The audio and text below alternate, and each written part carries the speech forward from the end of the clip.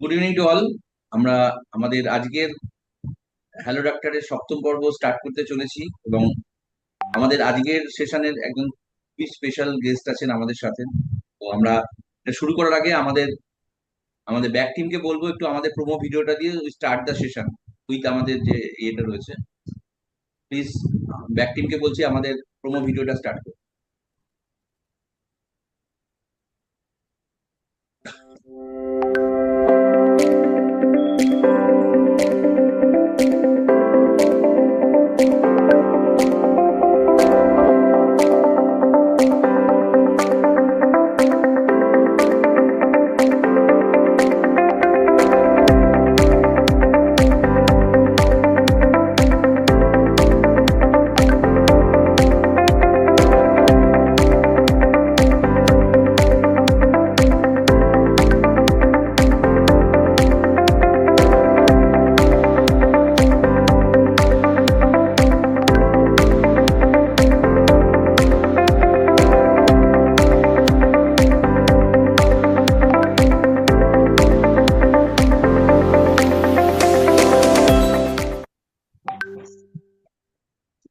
Thank you.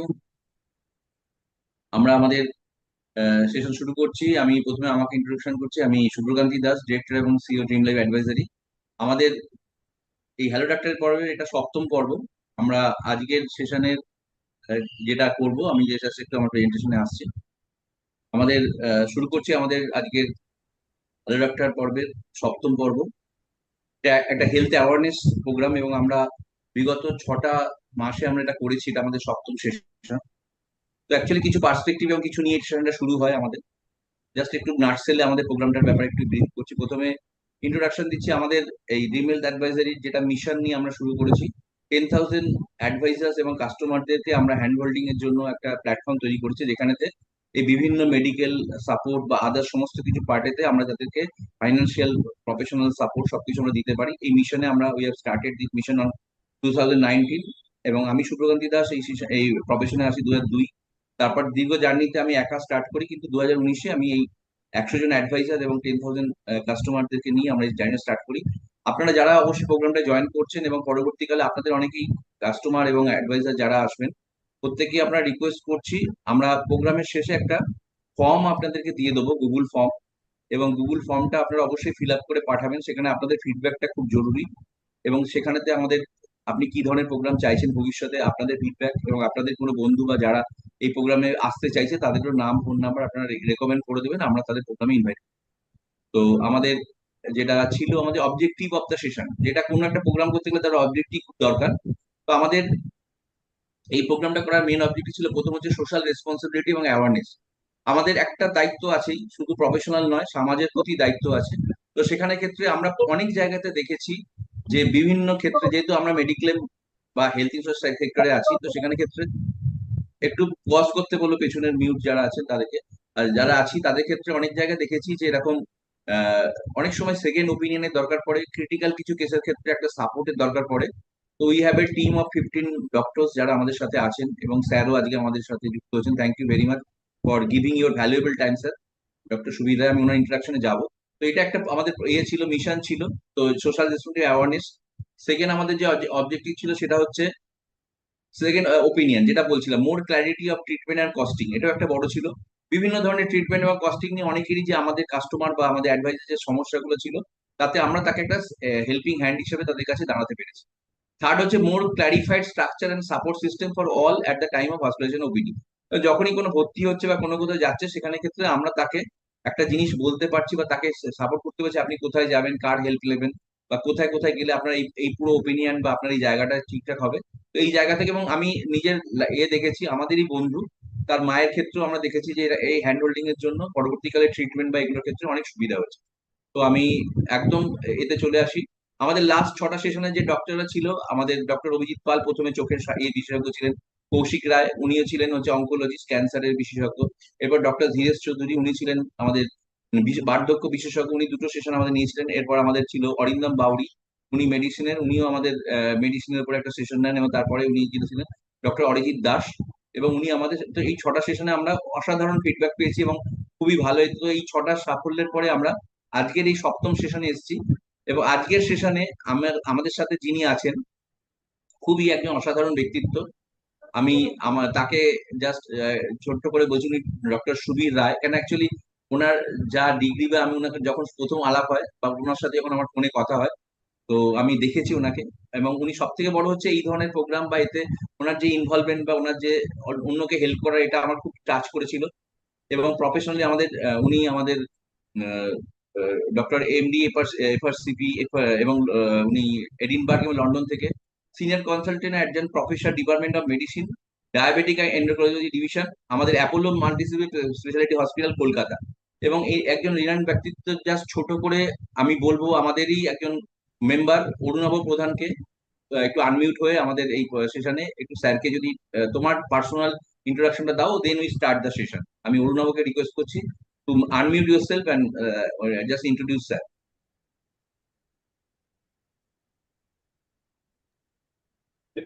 হ্যাঁ, hello Shubhra, কথা শোনা যাচ্ছে? হ্যাঁ হ্যাঁ হ্যাঁ, পরিষ্কার। আচ্ছা, ছবি দেখা যাচ্ছে? হ্যাঁ হ্যাঁ। আচ্ছা, পরিচয়টা খুব তুমি দিয়েই দিয়েছো ডাক্তারবাবুর, কিচ্ছু বলার নেই। ডক্টর সুবীর রায় উনি যখন আমাদেরকে সমৃদ্ধ করবেন আমরা বুঝতেই পারবো যে আমাদের কতগুলো জিনিস জানার আছে। সহজ ভাষায় বলতে গেলে ডায়াবেটিস এবং এন্ডোক্রিনোলজি এটাই ওনার সাবজেক্ট। এন্ডোক্রিনোলজি হচ্ছে হরমোনের ব্যাপারে, এটা উনি যদি সময় দেন আমরা আরেকদিন কথা বলবো। আজকে শুধু আমরা ডায়াবেটিস সংক্রান্ত একটু আলোচনা করব, ওনার কাছ থেকে কিছু জানবো। জাস্ট ডেকে নিচ্ছি doctor Subir Roy, please welcome. আপনার কাছ থেকে আমরা কিছু জিনিস জানতে চাই। অরুণাভ বাবু, ধন্যবাদ শুভ্রবাবু। হ্যাঁ, নমস্কার। আজকে সন্ধ্যায় আমাকে আমন্ত্রণ জানার জন্য। আমি চেষ্টা করব আমার সাধ্যমতো, আমার জ্ঞান মতো, আমার অভিজ্ঞতা মতো আপনাদের যা যা জানার জিনিস আছে সেগুলোকে উত্তর দিতে। জানি না পারবো কিনা, বাট আমি চেষ্টা করবো কিন্তু। না স্যার, থ্যাংক ইউ। আমরা প্রশ্ন উত্তরের মাধ্যমে এগুলোকে করব। এবং যারা এখানে আসছেন বা জয়েন করছেন, আপনাদেরও যদি ব্যক্তিগত কোনো প্রশ্ন থাকে, কাইন্ডলি এখানে একটা ইয়ে না করে একটু হ্যান্ড রেজ করবেন। তাহলে আমাদের ব্যাক এন্ড টিম আপনাকে ওটা মিট করে দিলে আপনি আপনার ক্যামেরা এটা ওপেন করে স্যারকেও আপনার ব্যক্তিগত কোনো প্রশ্ন জিজ্ঞেস করতে পারেন। এটা আমাদের সেশনটা চলবে কোশ্চেন অ্যান্সারের মাধ্যমেই। এবং যে যে বেসিক্স কোশ্চেন আমরা আলোচনা করছি সেগুলোর মাধ্যমে অনেক কিছু তথ্য আমরা জানতে পারবো। আমাদের এই পুরো প্রোগ্রামটা আমাদের জুমেতে এবং আমাদের ইউটিউব লাইভে সম্প্রচার হচ্ছে। যদি কেউ এখানে আপনার বন্ধু বা কোনো কেউ যারা এখানে ইনভাইট করেছেন আসতে পারেনি, পরবর্তীকালেও তাকে আপনারা এই লিঙ্কটা শেয়ার করতে পারবেন যাতে স্যারের প্রোগ্রামটা তারাও দেখতে পায়। তো স্যার, আমরা আমাদের সেশনটা স্টার্ট করছি উইথ সাম কোশ্চেন্স, এবং যেটার মাধ্যমে আমরা জেনে নেবো এর বেসিক্স গুলো। আমার স্যার আপনাকে প্রথম প্রশ্ন আমাদের এই ফোরামের, from behalf of all the audience, যে ডায়াবেটিস কাকে বলে এবং এর প্রকারভেদটা কি? ভালো প্রশ্ন। ডায়াবেটিস কথাটা আমরা ব্যবহার করি যে রোগটাকে বোঝানোর জন্য। ডায়াবেটিস কিন্তু আরো কয়েক রকম হয়। ডায়াবেটিস মেলাইটাস মানে হচ্ছে সুগার সংক্রান্ত রোগ। তো আমি যদি ইংরেজিতে বলি, কারণ লেখাপড়াটা আমরা ইংরেজিতেই করেছি, তো আনফরচুনেটলি ন্যাচারালি ডেফিনেশন গুলো ইংরেজি থেকেই এসেছে, তারপর আমরা বাংলায় তর্জমা করেছি খানিকটা। So if I have to tell that in English, diabetes mellitus is a group of endocrine disorders characterized by sustained and significantly high blood sugar level, which can be caused either due to insulin deficiency or reduced insulin action or both. এবার যদি আমি বাংলা করে বোঝাই, এটার মানে হচ্ছে যে এটা কয়েকটা রোগের একটা সমষ্টি, যেখানে আমরা ব্লাড সুগার বা ব্লাড গ্লুকোজ লেভেলটা অনেক বেশি থাকে। এবং এটার কারণ হচ্ছে হয় ইনসুলিন যতটা তৈরি হওয়ার কথা ছিল ততটা হচ্ছে না, অথবা যে ইনসুলিনটা তৈরি হচ্ছে সেটা ভালো কাজ করতে পারছে না, যে কারণেই হোক না কেন। তো এটাকে ডায়াবেটিস মেলাইটাস বলা হয়। এবং ডায়াগনোসিসটা করা হয় সাধারণত যদি কোনো পেশেন্টের অনেক সিমটমস থাকে, তাহলে পরে ব্লাড সুগার 200-র উপরে থাকলে পরেই আমরা ডায়াবেটিস ডায়াগনোসিস করতে পারি।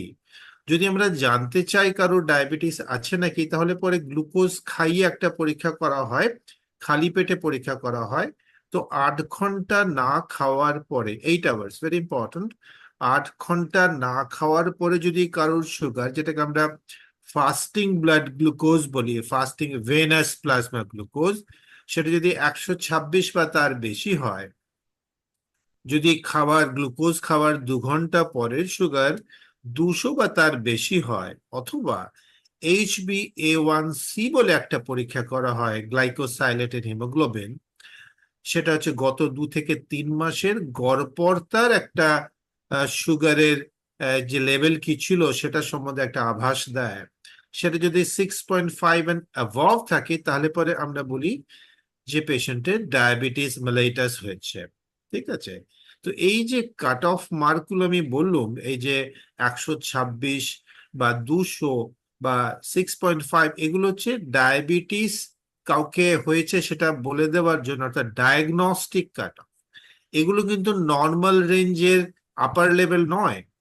অর্থাৎ আমি যদি কাউকে বলি, আমি যদি বেশি কথা বলি আমাকে দয়া করে থামিয়ে দেবেন, আমি না না ছোট ঠিক আছে। করে দেবো। আমি জাস্ট যতটা পারা যায় সহজ করে বোঝানোর চেষ্টা করছি, যাতে মানুষের মধ্যে ভ্রান্তিটা কম থাকে। স্বাভাবিক ব্লাড সুগার খালি পেটের হচ্ছে 100-র তলায়, তাহলে 100 থেকে 125 পর্যন্ত সেটা ডায়াবেটিসও নয়, কিন্তু সেটা নর্মালও নয়। সেরকম ভাবেই 140 থেকে 199 পর্যন্ত খাবার পরের সুগার স্বাভাবিকও নয়, আবার ডায়াবেটিসও নয়। এই কন্ডিশন আবার যদি আমি HbA1c বলি, তাহলে 5.7 থেকে 6.5 এর আগে পর্যন্ত সেটা ডায়াবেটিস নয়, কিন্তু নর্মাল বলতে পারছি না। এই কন্ডিশন গুলোকে বলা হয় প্রি ডায়াবেটিস, অর্থাৎ ডায়াবেটিস হতে চলেছে সেরকম একটা কন্ডিশন। ঠিক আছে, এটা হচ্ছে তাহলে ডায়াবেটিস কাকে বলে, ডায়াবেটিসকে কিভাবে ডায়াগনোসিস করা হয়, কোন নাম্বারটা দেখে আমরা বলতে পারি যে ডায়াবেটিস হয়েছে কিনা, সেটার ব্যাপারে। এবার আপনার দ্বিতীয় প্রশ্নটা ছিল যে কত রকম ডায়াবেটিস হয়। তো ডায়াবেটিস অনেক রকম হয়, যেটা আমি প্রথমেই বলেছি, এটা গ্রুপ অফ ডিসঅর্ডার, সেটা একটা রোগ নয়, অনেকগুলো রোগকে আমরা ডায়াবেটিস মেলাইটাস বলি। সুতরাং রকম ফের আছে, type 1 diabetes, type 2 diabetes, gestational diabetes, other types of diabetes, তার মধ্যে সেকেন্ডারি ডায়াবেটিস পরে, ড্রাগ ইনডিউসড ডায়াবেটিস পরে, ইত্যাদি, প্যানক্রিয়াটিক ডায়াবেটিস পরে, ইত্যাদি ইত্যাদি। তো যেটা সবচেয়ে কমন আমরা দেখতে পাই সেটা হচ্ছে টাইপ 2 ডায়াবেটিস। এই টাইপ 2 ডায়াবেটিসে প্রাথমিক স্তরে যে পেশেন্টদের ইনসুলিন কম বেরোয় তা নয়, ইনসুলিন বেরোয়, কিন্তু ইনসুলিন ভালো কাজ করতে পারে না, কারণ ইনসুলিনের বিরুদ্ধে শরীরের মধ্যে চর্বি বা অন্যান্য কিছু রয়েছে, বেশিরভাগ ক্ষেত্রেই চর্বি, অর্থাৎ ইনসুলিন রেজিস্ট্যান্স, অর্থাৎ ইনসুলিনের বাধা পাওয়াটাই হচ্ছে মোদ্দা কারণ। টাইপ 2 ডায়াবেটিস সাধারণত বয়স্ক মানুষদের হয়, ইদানিং বাচ্চাদেরও হচ্ছে, আমি পরে আসবো এই আলোচনায় যদি প্রশ্ন আসে। টাইপ 1 ডায়াবেটিস হচ্ছে যখন ইনসুলিন তৈরি হওয়া একেবারেই নিঃশেষ হয়ে যায় প্রায়। এটা সাধারণত হয় বেশিরভাগ ক্ষেত্রেই অটো ইমিউন একটা ডিসঅর্ডার, অর্থাৎ শরীর ভুল করে কিছু কিছু কেমিক্যাল, যাকে আমরা অ্যান্টিবডি বলছি, সেগুলো বানিয়ে ফেলে, যেগুলো আমাদের প্যানক্রিয়াস বা অগ্ন্যাশয়ের যে বিটা সেল আছে, যেখান থেকে ইনসুলিন রসটা হয়, হরমোনটা তৈরি হয়, সেইখানে কাজ করে সেগুলোকে নষ্ট করে দেয়। স্বাভাবিকভাবে ইনসুলিন তৈরি করার কারখানাটাই বন্ধ হয়ে গেল, ইনসুলিন তৈরি হচ্ছে না। এটা একটা। আরেকটা আরো টাইপ 1 ডায়াবেটিস আছে কিছু কিছু রেয়ারলি, যাদের ক্ষেত্রে আমরা এই অটো ইমিউন অ্যান্টিবডি ফ্যাক্টরস গুলোকে খুঁজে পাই না, তো তাদের আমরা বলি ইডিওপ্যাথিক টাইপ 1 ডায়াবেটিস। ঠিক সেরকমই জেস্টেশনাল ডায়াবেটিস বলে এক ধরনের কন্ডিশন হয়, যেটা হচ্ছে গর্ভবতী মায়েদের হয়, প্রেগনেন্সির ডায়াবেটিস বলতে পারেন সেটাকে। এটা প্রেগনেন্সির সময় আসে এবং প্রেগনেন্সি শেষ হওয়ার সময় সঙ্গে সঙ্গে চলে যায়, অর্থাৎ বেবি যে মুহূর্তে জন্ম নিল, মায়ের ডায়াবেটিসটাও বিদায় নিল। ঠিক আছে, এটা হচ্ছে জেস্টেশনাল ডায়াবেটিস। আর সেকেন্ডারি ডায়াবেটিস বা অন্যান্য যে ধরনের ডায়াবেটিস আছে, তার মধ্যে প্যানক্রিয়াস যদি কোনো কারণে নষ্ট হয়ে যায়, যেমন কারোর অনেক মদ্যপান করার জন্য প্যানক্রিয়াটাইটিস হয়, তাদের প্যানক্রিয়াস পুরোটাই নষ্ট হয়ে যায়, এবং প্যানক্রিয়াসের মধ্যেই তো ইনসুলিন তৈরির কারখানাটা রয়েছে, ন্যাচারালি কারখানাটাও নষ্ট হয়ে যায়। কিছু কিছু ওষুধ আছে যেগুলো খেলে পরে সুগার মারাত্মক বেড়ে যায়, তো এগুলো হচ্ছে বিভিন্ন ধরনের, এটাকে আমরা একটা বড় গ্রুপের মধ্যে আমরা যদি ধরে নিই সেটাকে আমরা বলি আদার টাইপস অফ ডায়াবেটিস। এছাড়া জেনেটিক ডায়াবেটিস আছে এক ধরনের, এটা বংশ পরম্পরায় চলতে থাকে। আমরা তিনটে বংশ পরম্পরায় যদি ডায়াবেটিসের ইতিহাস পাই তখন আমরা একটুখানি ভেবে দেখি যে এই ধরনের ডায়াবেটিস হয়েছে নাকি, আমরা মনোজেনিক ডায়াবেটিস বা জেনেটিক ডায়াবেটিস বলি। তো বিভিন্ন ধরনের ডায়াবেটিস আছে, টাইপ 2 ডায়াবেটিসটাই হচ্ছে বেশিরভাগ সময় আমরা চোখের সামনে দেখতে পাই। Okay sir. তো স্যার আমার খুব সুন্দর আপনি উত্তর দিলেন। আপনারা যারা দেখছেন এই প্রোগ্রামে, অবশ্যই বলবো আপনারা শেষ পর্যন্ত থাকুন, এবং প্রশ্ন উত্তর যখনই আপনার মনে হবে আপনারা হাত তুলতে পারেন, আমাদের টিমের লোক আপনাদেরকে আনমিউট করে দেবে। এবং আমরা এই পোস্ট এবং একটা গুগল ফর্ম আমরা লাস্টে পাঠিয়ে দেবো, অবশ্যই ফর্মটা আপনারা ফিল আপ করে দেবেন, যার মাধ্যমে আমরা পুরো তথ্যগুলো পেয়ে যাব। এবার স্যার আমাদের পরের প্রশ্নতে আমরা চলে আসবো। আমার পরের প্রশ্ন যেটা আপনাকে, সেটা হচ্ছে কেন ডায়াবেটিস হয়, এবং ভারতবর্ষের ডায়াবেটিস কেন এত বেশি হচ্ছে? এটাকে এখন বলে India is diabetes hub of the world. সঠিক, খুব লজ্জার ব্যাপার। আহ ভারতবর্ষকে ডায়াবেটিস এর ক্যাপিটাল বলা হয় এখন। আমরা আর কিছুতে না পারি ওই ব্যাপারে এগিয়ে আছি, খারাপ জিনিস এগিয়ে থাকাটা খুব লজ্জার ব্যাপার। এবং ডায়াবেটিস এর চিকিৎসক হিসেবে আমারও এ ব্যাপারে যথেষ্ট দায়িত্ব আছে। আমরা হয়তো ভালো কাজ করতে পারছি না, পেশেন্টদের বোঝাতে পারছি না, তাই এত বাড়ছে। সাধারণ মানুষের কাছে হয়তো আমাদের কথাগুলো পৌঁছে দিতে পারছি না, যে কারণেই হোক না কেন। তো কেন ডায়াবেটিস হয়, যেটা আমি আগেই আপনাকে বললাম, ডায়াবেটিসের প্রকারভেদ যখন বোঝাচ্ছিলাম, যে ডায়াবেটিস অনেক রকম হয়, টাইপ 1 ডায়াবেটিস, জেস্টাল ইত্যাদি ইত্যাদি। তো টাইপ 1 ডায়াবেটিস আমি আগেই বলেছি যে এটা বেশিরভাগ ক্ষেত্রে এটা autoimmune antibodies mediated destruction of the pancreatic beta cells, অর্থাৎ অ্যান্টিবডি গুলো বিটা সেলকে নষ্ট করে দিচ্ছে, ইনসুলিন তৈরি হচ্ছে না। টাইপ 2 ডায়াবেটিসটার মেইন মোদ্দা কারণ যেটা আমি বোঝাচ্ছিলাম, যে ইনসুলিন রেজিস্ট্যান্স, অর্থাৎ পেশেন্টের যদি ওজন বাড়তে থাকে, বিশেষ করে যদি পেটের বা ভিসারাল ওবেসিটি আমরা যেটাকে বলি, পেটের মধ্যে বা লিভারে বা আশেপাশে যদি চর্বি বাড়তে থাকে, তাহলে ইনসুলিন ভালো কাজ করতে পারে না। ইনসুলিন কাজ করতে না পারলে কি হবে, প্যানক্রিয়াস বেশি বেশি রকম চেষ্টা করতে থাকে আরো বেশি ইনসুলিন তৈরি করে, যাতে ওই আঘাত ওই বাধাটাকে সরিয়ে দিতে পারে। যেমন আমাদের সামনে কোনো দেয়াল থাকলে যদি আমরা এগোতে চাই, তাহলে দেয়ালটাকে ভেঙে ঠেলে সরিয়ে এগিয়ে এগিয়ে যাওয়ার চেষ্টা করি। তো এটা করতে যে কি হয়, অনেক বেশি বেশি ইনসুলিন তৈরি করতে হয় ওই বিটা সেল গুলোকে। ন্যাচারালি ওই বিটা সেল গুলো খুব তাড়াতাড়ি এক্সস্টেড হয়ে যায়। অর্থাৎ ইনিশিয়ালি ইনসুলিন তৈরি হচ্ছে, কিন্তু যেহেতু ইনসুলিন কাজ করতে পারছে না, বিটা সেলকে অনেক বেশি ইনসুলিন পাম্প করতে হচ্ছে, ন্যাচারালি বিটা সেলগুলো আস্তে আস্তে আস্তে ক্লান্ত হয়ে তার দরজা বন্ধ করছে, এবং তখন সুগারটা বাড়তে শুরু করছে। তো ইনিশিয়ালি বেশি ইনসুলিন, পরের দিকে ইনসুলিন কমে যাচ্ছে। এটা হচ্ছে টাইপ 2 ডায়াবেটিসের সবচেয়ে বড় কারণ। বাকি যে কারণগুলো সেটা আমি আগেই বলেছি, যে প্যানক্রিয়াসের সেলগুলো যদি ইনফ্লামেশনের জন্য নষ্ট হয়ে যায়, যদি কোনো পাথর জমে প্যানক্রিয়াসের মধ্যে, তাহলে নষ্ট হয়ে যেতে পারে। কিছু কিছু ওষুধ আছে সেই সময় সুগারটা বাড়িয়ে দেয়। কিছু কিছু হরমোনাল কন্ডিশন আছে, যে যে কন্ডিশন গুলোতে হরমোন বেশি তৈরি হয়, যেগুলো ইনসুলিনের বিরোধী পক্ষের হরমোন, যেমন কুশিংস ডিজিজ বা কুশিং সিনড্রোম বলে একটা কন্ডিশন আছে, যেমন অ্যাক্রোমেগালি বলে একটা কন্ডিশন। এই কন্ডিশন গুলোতে কি হয়, স্টেরয়েড হরমোন তৈরি হয় বা গ্রোথ হরমোন তৈরি হয়। ফিওক্রোমোসাইটোমা বলে একটা হরমোনের খুব মারাত্মক প্রাণঘাতী একটা হরমোনের সমস্যা আছে। এগুলোতে ক্যাটেকোলামিন তৈরি হয়। এগুলো কি করে, এগুলো সবই হচ্ছে ইনসুলিনের বিরুদ্ধে পক্ষের হরমোন, এবং এই কন্ডিশন গুলো থাকার সময় সুগার বেড়ে যায়, বিকজ ইনসুলিন কাজ করতে পারে। ঠিক আছে, তো এগুলো হচ্ছে ডায়াবেটিস, বিভিন্ন ধরনের ডায়াবেটিস আর বিভিন্ন কারণগুলোর মধ্যে পড়ে। তো এবার ভারতবর্ষে কেন ডায়াবেটিস হচ্ছে তার কারণটা যদি আমি বোঝাতে চাই, তাহলে পরে আমাকে হয়তো কয়েক হাজার বছর পিছিয়ে যেতে হবে, যে যখন থেকে আমাদের জেনেটিক চেঞ্জ গুলো এসেছিল। ঠিক আছে, তো এই জেনেটিক চেঞ্জ হওয়ার জন্য আমাদের আমাদের শরীরের মধ্যে ভুল জায়গাতে চর্বি জমার একটা প্রবণতা আছে।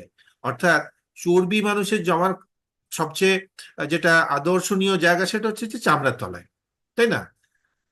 কিন্তু Yes, আমাদের দেশের মানুষগুলোর মধ্যে এই চামড়ার তলায় চর্বি জমার জায়গাটা কম আছে। স্বাভাবিকভাবে যদি আমরা বেশি বেশি খাই, অর্থাৎ আমাদের যদি ক্যালোরি এক্সেস হয়, তার জন্য যে ওবিসিটি হচ্ছে বা আমাদের স্থূলতা হচ্ছে, এটা কিভাবে হচ্ছে, ওই ওই চর্বিগুলো ভুল জায়গাতে জমছে।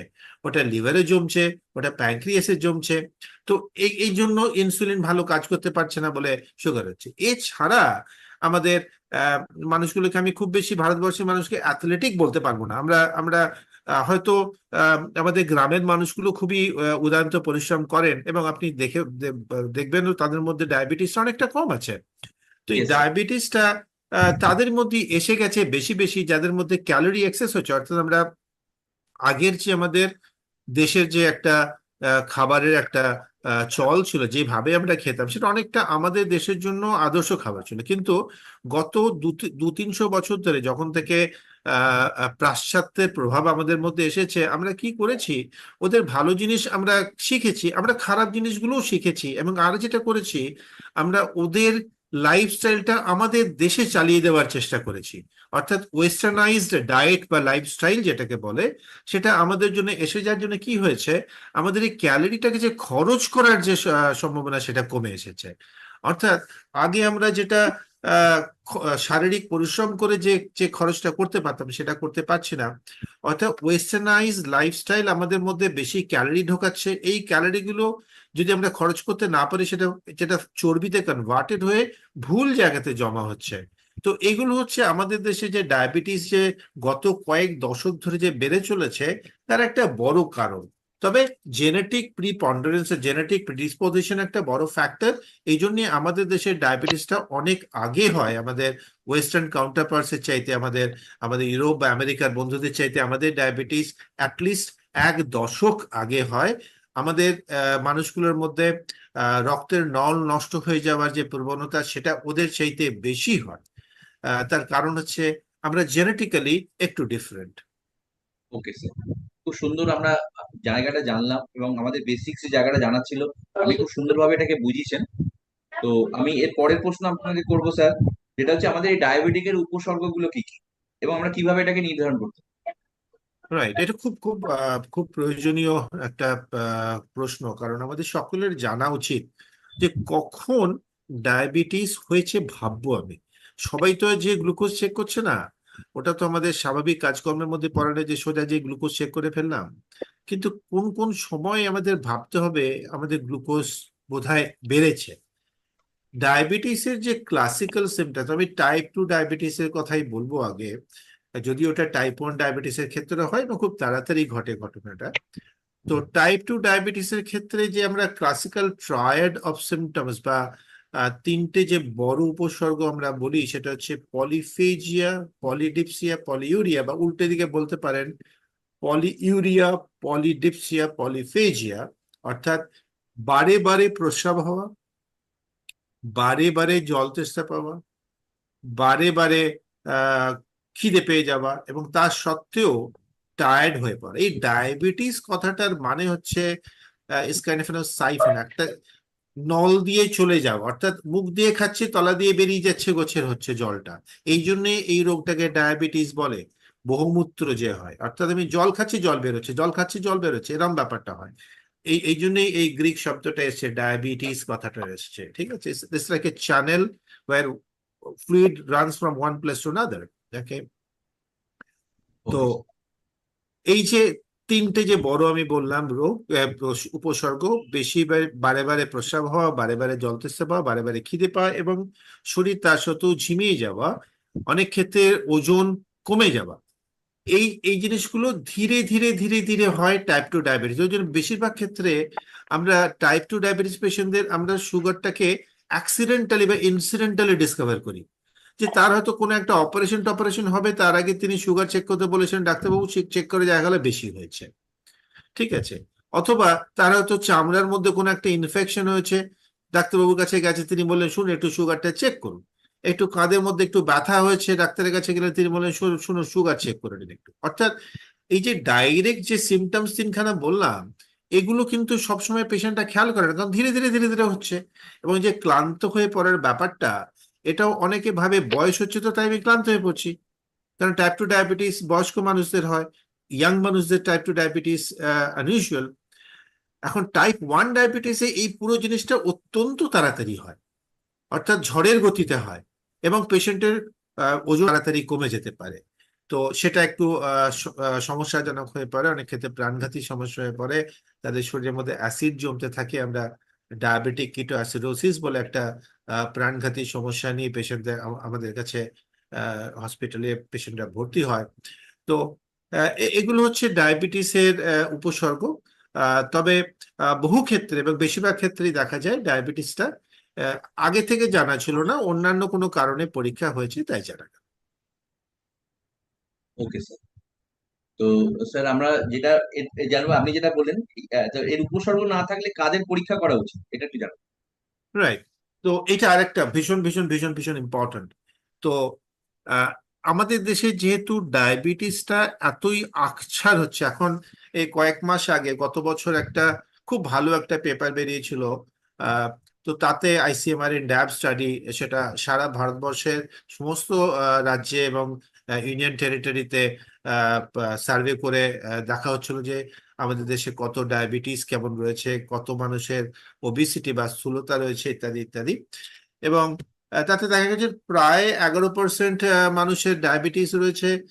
আরো 13% মানুষের ডায়াবেটিস হতে চলেছে, প্রায় প্রায় অর্থাৎ প্রায় 25 জন মানুষের 100 জনের মধ্যে সুগার নর্মাল নয়, তাই না? এবং এই যে যাদের সুগার হতে চলেছে তাদেরও কয়েক বছরের মধ্যে ডায়াবেটিস হয়ে যেতে পারে। তো আমরা কাদের জন্য চেক করব? তো বিভিন্ন দেশে বিভিন্ন রকম গাইডলাইন আছে। মোটামুটি সহজ ভাষায় যদি আমি বলতে চাই, যে যদি তা কারোর বাড়িতে ডায়াবেটিসের ইতিহাস থাকে, যে বাবা মায়ের ডায়াবেটিস আছে বা ভাই বোনেদের ডায়াবেটিস আছে, তার চেক করিয়ে নেওয়া উচিত। যদি কোনো মানুষের অন্যান্য হার্টের রিস্ক ফ্যাক্টর থাকে, কারণ ডায়াবেটিস রোগগুলোতে তো রক্তের নল নষ্ট হয়ে যাওয়ার জন্য সমস্যাটা হয়। তো যদি কারোর ব্লাড প্রেশারের সমস্যা থাকে, যদি কারোর কোলেস্টেরল জনিত সমস্যা থাকে, যদি কারোর শরীরের ওজন অনেক বেশি থাকে, যদি কারোর পেশাটা ডেস্কে বসা বা চেয়ারে বসেই সারাদিনের কাজকর্ম করার পেশা বা শারীরিক পরিশ্রম না হওয়ার যে পেশা আছে সেগুলো থাকে, যদি কোনো মহিলার ইতিহাস থাকে যে তার সন্তানটি হয়েছিল সেটা বেশ বড় সড়ো ছিল, যাকে আমরা বিগ বেবি বলি, তো বা আগে প্রেগনেন্সির সময় তার ডায়াবেটিস ধরা পড়েছিল, তো এই মানুষগুলোর উচিত সুগার চেক করে নিয়ে অ্যাটলিস্ট 35 বছরের পরে একবার চেক করে নেওয়া উচিত। তারপরে 2 থেকে 5 বছর পরে পরে আইডিয়ালি আমি বলি প্রত্যেক বছর একবার করে চেক করার, যাতে আমরা হলে পরে আমরা দ্রুত আমরা রোগটাকে ধরতে পারি এবং দ্রুত চিকিৎসাটা শুরু করতে পারি। যত দেরি করে আমি খুঁজবো তত দেরি করে চিকিৎসাটা শুরু হবে। এবং বেশিরভাগ সময় দেখা যায় যে যখন রোগটা ধরা পড়লো তখন কিছু না কিছু ক্ষতি হয়েই গেছে, সেটা চোখের হোক বা নার্ভের হোক বা কিডনির হোক বা হার্টের হোক। আমরা চাই না যে হেরে যাওয়া খেলাটা খেলতে আমাদের কাছে আসুক, আমরা চাই জিততে আসুক এবং জেতার ব্যাপারে আমরা হেল্প করতে চাই। Okay sir, thank you. আমি একটু সবাইকে বলবো আনমিউট হতে, আমার ব্যাক টিমকে বলবো সবাইকে একটু মিউট করে দিতে যাতে সাউন্ডটা না আসে, নাহলে সবার বাকিদের শুনতে অসুবিধা হবে। তো থ্যাংক ইউ স্যার। আমাদের যারা এখানে যারা আছেন তার মধ্যে যারা আপনারা প্রশ্ন করতে চান একটুখানি হ্যান্ড রেজ করে করবেন। হ্যাঁ, আমাদের সাথে আছেন বিজয়া রায়, ইউ ক্যান আস্ক, প্রশ্ন করতে পারো। হ্যাঁ স্যার, নমস্কার ডাক্তারবাবু। নমস্কার। আমার নাম বিজয়া রায়। তো স্যার, আপনি শুনলাম হরমোনেরও ডাক্তার ডায়াবেটিসের সঙ্গে সঙ্গে। তো স্যার, আমার আমার 20-22 বছর ধরে আমার থাইরয়েড আছে, ছিল আর কি। এলট্রক্সিন খেতাম আমি। এলট্রক্সিন 100 খেতাম, তারপরে ডাক্তারবাবু ডোজ কমিয়ে 50 করেছিল। কিন্তু স্যার লাস্ট ইয়ারে আমার হঠাৎ করে আমার চেহারা খারাপ হতে শুরু করে এবং আমার একটা চোখেরও প্রবলেম আসতে শুরু করে। চোখটা আস্তে আস্তে মানে বড় বড় হয়ে যাচ্ছিল, মানে নর্মাল তাকালে মনে হচ্ছে যেন ঠেলে বেরিয়ে আসছে। তো এই সমস্যাটা, চোখটা দিয়ে একটা চোখে জল কাটতে শুরু করলো, লাল হয়ে যেত। তো আমি এই চোখের এইটা দেখে আমি চোখের ডাক্তারের কাছে যাই, তখন উনি বলেন যে একজন এন্ডোক্রাইনোলজিস্ট দেখাতে। তো তখন আমার ধরা পড়ে যে হাইপো থেকে ওটা হাইপার হয়ে গেছে। হ্যাঁ। তো সেই সময় এলট্রক্সিনটা বন্ধ করে দেন এবং এখন আহ, একটা অন্য ওষুধ দিচ্ছেন, এল প্লাস। দাঁড়ান, নামটা আমি বলছি, যা হোক। তো স্যার, এটা কেন হলো, মানে এইটা কেন হলো স্যার, এটা আমার একটুখানি কোয়েশ্চেন। আর দেখুন, আপনার সমস্যাটা খুব কমন তা নয়, আবার খুব আনকমন তাও নয়। কিন্তু এই যে থাইরয়েডের সমস্যাগুলো আমরা দেখি, সেটা কম কাজ করার থাইরয়েডই হোক, যেটাকে আমরা হাইপোথাইরয়েডিজম বলি, অথবা বেশি কাজ করার থাইরয়েডই হোক, যেটাকে আমরা হাইপার থাইরয়েডিজম বলি। এটা একটা, আপনি বলতে পারেন ওটা একটা রেনবো, মানে একটা স্পেকট্রাম থেকে আরেকটা স্পেকট্রামের মধ্যে মুভ করতে পারে। এগুলো এই রোগটা বেশিরভাগ সময় দেখা যায় যেটা হচ্ছে অ্যান্টিবডি রিলেটেড রোগ এটা, এবং কি ধরনের অ্যান্টিবডি কখন তৈরি হচ্ছে তার উপরে ডিপেন্ড করে যে ওটা থাইরয়েডকে গ্ল্যান্ডকে স্টিমুলেট করবে নাকি ইনহিবিট করবে। যদি ইনহিবিট করে তাহলে পরে থাইরয়েডের কাজটা কম থাকে এবং আপনাকে বাইরে থেকে এলট্রক্সিন বা থাইরক্সিন বা থাইরয়েড যেটা আমি বলুন না কেন থাইরক্সিন দিতে হয়। আবার যখন বেশি কাজ করে তখন থাইরয়েডের হরমোনটাকে থামাতে হতে পারে। অনেক সময় দেখা যায় যে বেশি প্রথম প্রাথমিক স্তরে বেশি বেশি কাজ করছিল, পরের পরের দিকে ওটা কমে গেল, আবার উল্টোটাও হতে পারে। এবং যখন বেশি কাজ করার যে যে অ্যান্টিবডি গুলো তৈরি হয় সেগুলো অনেক সময় কি হয়, আমাদের চোখের পিছনে যে গদি আছে সেই গদিটা খানিকটা থাইরয়েড গ্ল্যান্ডের সাথে অ্যান্টিজেনিক প্রপার্টি, অর্থাৎ দুদলের এই দুটো জায়গার মধ্যে খানিকটা মিল আছে বলে এই অ্যান্টিবডিটা অনেক সময় চোখের পিছনের গদিকে একটুখানি ইনফ্লামেশন করে ফুলিয়ে দেয়, যার জন্য চোখটা সামনের দিকে ঠেলে বেরিয়ে আসে।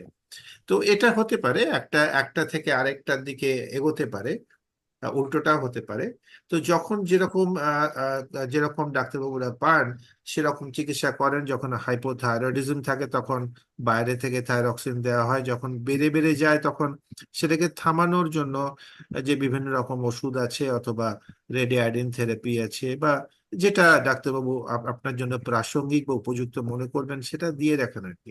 এটার মধ্যে অবাক কিছু নেই, এটা খুব কমন নয় কিন্তু আনকমনও নয়। Okay sir. ধন্যবাদ। Okay sir, thank you. আমরা জেনে নিলাম ওনার যে প্রশ্নটা ছিল বিজয় রায়ের। আমরা আরেকজন মেম্বার আছেন, আমরা সেকেন্ড মেম্বার, তার কাছ থেকে জেনে নেবো শুভ্রজিৎ সান্যাল। আমি আমার ব্যাক টিমকে বলবো ওনাকে একটু আনমিউট করতে, ওনার কি ব্যক্তিগত প্রশ্ন আছে আমরা জেনে নেবো স্যারের, এবং স্যারের কাছ থেকে উত্তরটাও জেনে নেবো। একটু আনমিউট করতে বলবো শুভ্রজিৎ সান্যালকে। ডক্টর রায়, গুড ইভিনিং। হ্যালো, হ্যাঁ, শোনা যাচ্ছে, বলো শুভ্রজিৎ। অ্যাকচুয়ালি আমি নিজের মায়ের বিষয়ে জানতে চাই। ওনার এজ হচ্ছে 71, আর রিসেন্টলি ওনার আমি টেস্টগুলো করিয়েছি, ব্লাড সুগার টেস্ট করিয়েছি, যাতে ওনার ফাস্টিং আর পিপি দুটোটা অনেকটা বেড়ে আছে। ফাস্টিং ইজ 148 আর পিপিটা এসছে 380, 380। আর HbA1c-টা এসে গেছে 8.7, এইটা।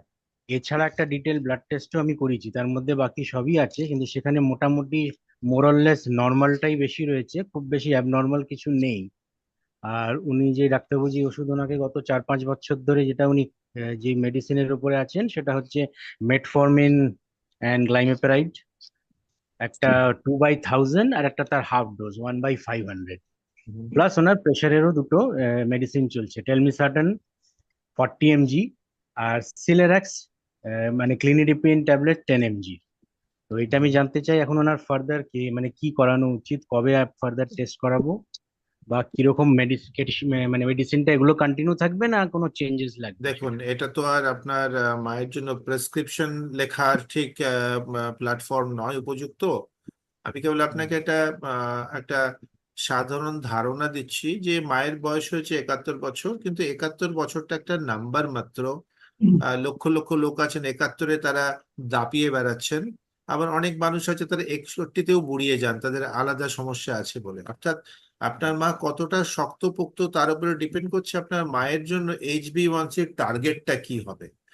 আমরা HbA1c-র টার্গেটটাকে সেট করি মানুষটার দিকে তাকিয়ে, আমাদের নিজেদের পছন্দের নাম্বার দিই না।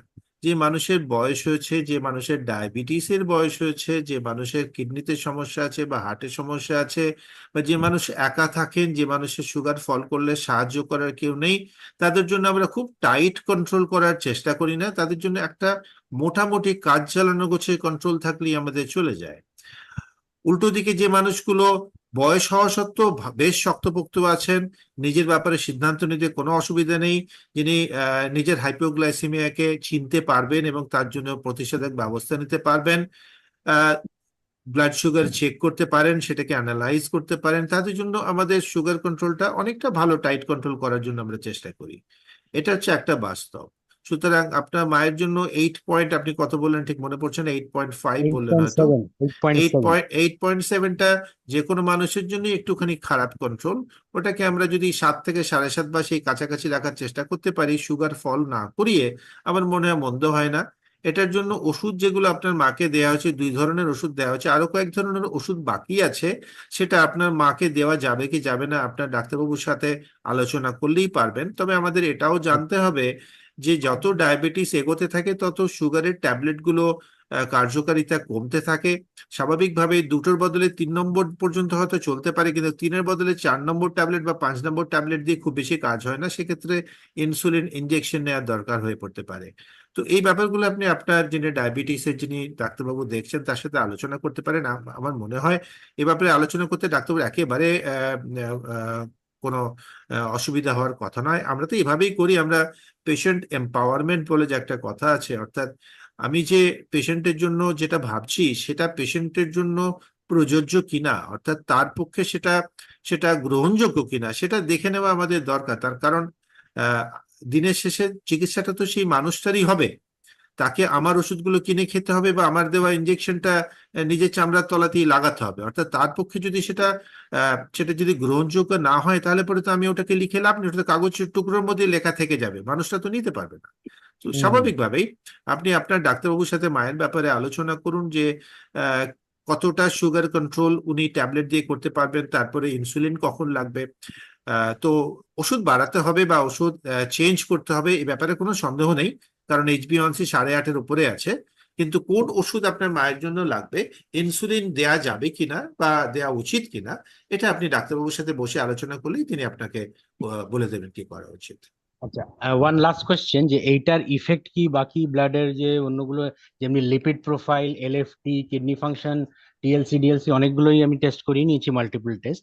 তাতে কিন্তু আমি দেখছি মোটামুটি নর্মাল আছে, কোনো বেশি এমনি ব্লাড সুগারের মতন কিছু হাইট নেই, মানে হাই কিছু নেই। তো এটার কি কোনো ইফেক্টের উপরে পড়বে তার, মানে বাকি ব্লাড ফাংশনের উপরে? এখনো এখনো পর্যন্ত আপনি আপনি যেটা দেখেছেন সেটা হয়তো খুবই আশাপ্রদ ব্যাপার যে ওনার কিডনির কাজটা বড় কিছু ক্ষতি হয়নি।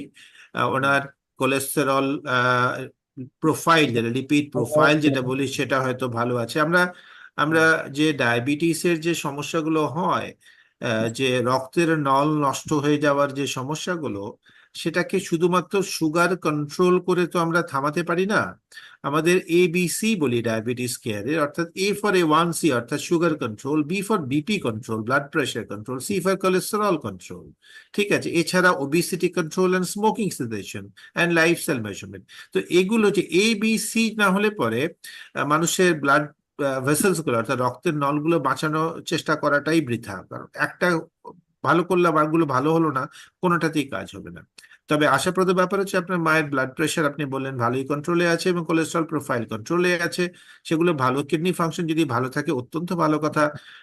সুতরাং ব্লাড সুগারটা কন্ট্রোল করলে আপনি মোটামুটি আশা করতে পারেন যে ভবিষ্যতে আরো বেশি রকম প্রোটেকশন রক্তের নলগুলোকে দেওয়া যাবে।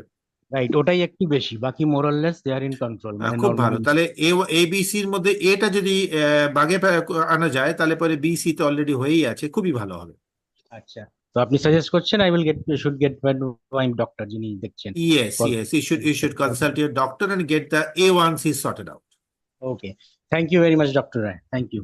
Thank you You're most welcome. Thank you sir. আমাদের পরের যিনি প্রশ্ন করতে আছেন পার্থ প্রতিম, আমি ওনাকে আনমিউট করতে বলবো ব্যাক টিমকে, এবং ওনার প্রশ্ন, পার্থ তুমি একটু স্যারকে যা জানার একটু জিজ্ঞেস করতে পারো। পার্থকে একটু আনমিউট করতে, আমাদের ব্যাক টিমকে বলো পার্থকে আনমিউট করতে। হ্যাঁ, you can ask the question. Hello Hello. Hello হ্যাঁ বলো, শোনা যাচ্ছে। আচ্ছা, good evening doctor. Good evening. আমার দুটো কোয়ারিজ ছিল। একটা হচ্ছে আমাদের দৈনন্দিন কাজের মাধ্যমে আমাদের যে প্রচন্ড স্ট্রেস আসে, আজকের দিনে যে ওয়ার্ক স্টাইল যেরকম বা জব স্টাইল যেরকম, এখান থেকে কি শুনেছি যে এখান থেকেও সুগার জেনারেট করতে, ডায়াবেটিস হবার একটা চান্স থাকতে পারে। তো এটা কি ফ্যাক্ট, মানে এটা কি ঘটনা যে এরকম ধরনের ব্যাপার হতে পারে আমাদের কাজের যে মানে ডে টু ডে লাইফস্টাইল? এই লাইফস্টাইল কথাটা একটুখানি একটু একটু ব্রড ব্রড প্ল্যাটফর্ম। লাইফস্টাইল মানে যে স্ট্রেস তা নয়, মানে লাইফস্টাইল তো কাজের টেনশন বা যে বিভিন্ন যে ধরনের। যে মানুষটা ধরুন উকিল বা ডাক্তার, তার তো স্ট্রেস প্রচন্ড, কিন্তু তিনি বসে বসে কাজ করছেন, তাতে তো আরো এ তো গোদের উপরে বিষ ফোড়া হয়ে গেল না। অর্থাৎ হুম। আমরা সবসময় যে স্ট্রেস স্ট্রেস স্ট্রেস স্ট্রেস করি, একজন ধরুন অধ্যাপক মানুষ, তিনি যদি এক্সারসাইজ না করেন তারও তো অসুবিধা হচ্ছে, কারণ তিনি সেডেন্টারি লাইফস্টাইলে আছেন। তিনি যদি মোটা সোটা গায়ক মানুষ, তিনি হুম। যদি প্রচন্ড ভুঁড়িওয়ালা হয়ে যান, তাহলে পরেও তো তার অসুবিধা আছে। অর্থাৎ আমরা যখনই মডার্ন লাইফস্টাইলের কথা আলোচনা করি, আমরা স্ট্রেস কথাটাতে আঙুল তুলে দিই। আহ, আমাদের ধারণা হচ্ছে সারা পৃথিবীর মধ্যে ভারতবাসীর একমাত্র স্ট্রেস আছে। এটা ভুল ধারণা, একেবারে ভুল ধারণা। আচ্ছা। অর্থাৎ শুধু স্ট্রেস দিয়ে আমরা ভারতবর্ষ যে ডায়াবেটিসের ম্যারাথন রেসে এগিয়ে চলেছে, এটা ওভার সিম্পলিফিকেশন হয়ে যাচ্ছে। ঠিক আছে, হ্যাঁ, Right, আপনি sir. বলতে পারেন যে আমাদের যে ট্র্যাডিশনাল যে লাইফস্টাইল ছিল সেটা অনেকটা বড় ঝটকা খেয়ে ওয়েস্টার্নাইজড হয়ে গেছে। ঠিক আছে, Okay. এটা একটা বড় চেঞ্জ হয়েছে, কিন্তু এই স্ট্রেসের সাথে সাথে যে বাকি হ্যালো যে জিনিসগুলো আছে, অর্থাৎ হ্যালো সেডেন্টারি লাইফস্টাইল, হুম। বা lack of exercise, excess calorie intake, এই যে আমরা ফাস্ট ফুড বলে একটা খুব চলে, অর্থাৎ চটজলদি খাবার, হ্যাঁ। চুটকি বাজালেই হাজির। আপনি বলছেন যে স্ট্রেস, স্ট্রেস তো একটা ফ্যাক্টর বটে। স্ট্রেস হলে পরে প্রচুর হরমোন বেরোয়, যেগুলো ইনসুলিনের বিরুদ্ধে সুগার বাড়িয়ে দেয়, ব্লাড প্রেশার আচ্ছা। বাড়িয়ে দেয়। ঠিক আছে, আচ্ছা। সেগুলো তো ওটা একটা বড় সমস্যা। কিন্তু তার সাথে যেগুলো আরো জিনিস আছে, যে স্ট্রেস যেগুলো নিয়ে কাটানো যায়, অর্থাৎ মেডিটেট করা, এক্সারসাইজ করা, সেগুলো তো আমরা করছি না। এগুলো করা দরকার। সেডেন্টারি লাইফস্টাইল থাকলে পরে হবে না। আমরা বলি ডাক্তারবাবু, আমি যখনই বলি যে শুনুন আপনি সিগারেটটা একটু ছাড়ুন, কি যে বলেন ডাক্তারবাবু, এত স্ট্রেস, আমার হাতে সিগারেট উঠেই আসে। আমি বলি আচ্ছা, আপনার স্ত্রীও তো স্ট্রেসে আছেন, তিনি তো আপনারই সহধর্মী, তিনি তো সিগারেট খান না। না না, ও তো ছোটবেলা থেকে খায়নি। তাহলে আমি ছোটবেলা থেকে খারাপ জিনিস আপনি কেন শুরু করেছেন? ঠিক আছে, অর্থাৎ আমাদের অজুহাত রয়েছে কোনো ভালো কিছু না করার জন্য। অর্থাৎ স্ট্রেস আছে তো বটেই, মডার্ন লাইফের একটা বেইন হচ্ছে স্ট্রেস। ঠিক আছে, সেটাকে কাটানোর উপায় আছে। আমি যদি মেডিটেট করি, আমি যদি এক্সারসাইজ করি, আমি যদি এই যে অ্যাডিকশন গুলো আছে, স্মোকিং এটসেট্রা এটসেট্রা, সেগুলো থেকে যদি দূরে থাকি, খানিকটা হলেও তো স্ট্রেসের যে সাইড এফেক্ট আছে বা ব্যাড এফেক্ট আছে সেটাকে নিউট্রালাইজ করতে পারবো, তাই না?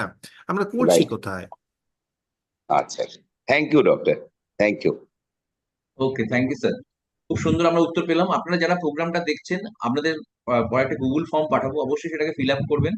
এই ধরনের প্রোগ্রাম যারা দেখতে চান এবং যারা আপনাকে রেকমেন্ড করেছেন তার নামটা একটু মেনশন করে দেবেন, এবং আমাদের ভবিষ্যতে আমাদের এখানে প্রোগ্রামটাকেও রেটিং দেবেন, এবং যাতে যারা যারা পার্টিসিপেট, এখানে এটা একটা আমরা সামাজিক একটা দায়িত্ব মনে করি, এখান থেকে আমরা অনেক লোকের কাছে এই ইনফরমেশনটা পৌঁছে দিতে পারবো। তো thank you for your participation. আমি পরের প্রশ্ন করে নেবো। নিমাই চাঁদ দে, আমাদের একটা ফোরামের প্রশ্ন আছে, তাকে আনমিউট করতে বলবো আমাদের ব্যাক টিমকে, এবং নিমাই চাঁদ থেকে বলবো রিকোয়েস্ট করতে স্যারকে আপনার প্রশ্নটা করার জন্য। হ্যাঁ, নমস্কার ডাক্তারবাবু। নমস্কার। আমার একটা ছোট্ট প্রশ্ন হচ্ছে, সেটা আমাদের এই দৈনন্দিন জীবনে খাবারের মধ্যে আমরা মিষ্টি জাতীয় জিনিস খেয়ে থাকি। তো এই মিষ্টি বা চিনি বা মিষ্টি, সন্দেশ, রসগোল্লা, এইসবের সঙ্গে ডায়াবেটিসের কি ডাইরেক্ট কোনো কানেকশন আছে? ডায়াবেটিস হলে পরে দুটো জিনিস ঘটে। একটা হচ্ছে যে আমাদের ইনসুলিন তৈরি করার ক্ষমতাটা কমে যায়, এবং হলে পরেও খুব চটজলদি আমাদের প্যানক্রিয়াস কাজ করতে পারে না। এটা একটা আমাদের ডায়াবেটিস রোগটার একটা সমস্যা। ঠিক আছে, তো এছাড়াও আরো অনেক ডিফেক্টস থাকে টাইপ 2 ডায়াবেটিস বা ডায়াবেটিসে, বাট এটা একটা বড় সমস্যা। তো আমরা স্বাভাবিকভাবে যদি কোনো খাবার খাই যেটাতে খুব চটজলদি গ্লুকোজ রক্তে বাড়ে, যেগুলো চিনি দিয়ে তৈরি হয় বা গুড় দিয়ে তৈরি হয়, যেগুলো আপনি নাম বললেন, রসগোল্লা, সন্দেশ ইত্যাদি ইত্যাদি, এগুলো খেলে খুব চটজলদি ব্লাড সুগারটা বাড়ছে। এই ব্লাড সুগারটা বাড়লে পরে একটা স্বাভাবিক মানুষের কি হয়, প্যানক্রিয়াস থেকে ইনসুলিন তৈরি হচ্ছে। এই ইনসুলিনটা ওই গ্লুকোজ মলিকিউলস গুলোকে ধরে ধরে প্রত্যেকটা সেলের মধ্যে ঢুকিয়ে দিতে হেল্প করে, যেখানে ওই গ্লুকোজটাকে বার্ন করে আমরা বেঁচে থাকার শক্তিটা পাই। তো যদি আমার শরীরের যথেষ্ট ইনসুলিন তৈরি করার ক্ষমতা থাকে, তাহলে পরে আমি রসগোল্লা খাচ্ছি বা সন্দেশ খাচ্ছি বা গ্লুকোজের শরবত খাচ্ছি, তাতে অসুবিধাটা হচ্ছে না, কারণ আমি চিনিটাকে সঠিক জায়গাতে পৌঁছে দিয়ে সঠিক কাজে লাগাতে পারছি। কিন্তু যদি আমার ইনসুলিন তৈরি করার ক্ষমতাটা ভালো না থাকে, অথবা যদি ইনসুলিনটা ভালো কাজ করতে না পারে, তাহলে পরে রক্তের গ্লুকোজ গুলোকে আমি সঠিক গন্তব্যস্থলে পাঠাতে পারছি না এবং সেগুলোকে ব্যবহার করতে পারছি না, স্বাভাবিকভাবে রক্তের মধ্যে গ্লুকোজ বেড়ে বসে থাকছে এবং সেগুলো রক্তের নলের ভিতরে যে ঝিল্লি আছে বা আমরা এন্ডোথেলিয়াম বলি, সেগুলোকে ড্যামেজ করছে, যে জন্য ডায়াবেটিসের ক্ষতিগুলো হয়। ছোট এবং বড় রক্তের বা মাঝারি রক্তের নল নষ্ট হয়ে যে ক্ষতিগুলো হয় সেগুলো হচ্ছে। তো স্বাভাবিকভাবে যদি কোনো মানুষের ডায়াবেটিস এরকম নয় যে একটা একটা মানুষ রসগোল্লার সন্দেশ খেলে পরে তার ডায়াবেটিস হয়ে যাবে, না। কিন্তু তিনি যদি অনেক অনেক ক্যালোরি খান, সেটা রসগোল্লার সন্দেশই হোক, অনেক ভাতই হোক বা চকলেটই হোক, তিনি যদি বেশি ক্যালোরি খান তাহলে পরে তার মোটা হয়ে যাবেন, কারণ আমরা অতটা গ্লুকোজকে তো শরীরের মধ্যে স্টোর করতে পারছি না, ব্যবহারও করতে পারছি না। যদি না আমি খুব কর্মঠ হই, তাহলে ওই গ্লুকোজটা যাবে কোথায়? ওই গ্লুকোজটা চর্বি হিসেবে জমা থাকে এবং আমাদের মোটা করছে, যেটা আমি আগেও বলেছি যে পেটের মধ্যে জমে যাচ্ছে। পেটে মানে হচ্ছে লিভারের আশেপাশে, প্যানক্রিয়াসের আশেপাশে ইত্যাদি। তো যদি আমার ডায়াবেটিস না থাকে, আমি যদি বেশি রসগোল্লা সন্দেশ মিষ্টি খাই, আমি মোটা হয়ে যাব এবং মোটা হলে আমি ভবিষ্যতে ডায়াবেটিসের চান্সটা বেড়ে যাচ্ছে।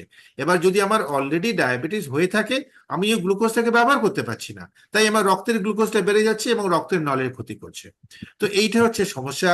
চিনি বা মিষ্টি বা যে সমস্ত খাবারগুলো খেলে খুব তাড়াতাড়ি গ্লুকোজ বেড়ে যায় বা আমরা যেটাকে হাই গ্লাইসেমিক ইন্ডেক্স খাবার বলে থাকি, সেগুলো খেলে পরে আমরা গ্লুকোজটাকে ভালো সদ্ব্যবহার করতে পারি না।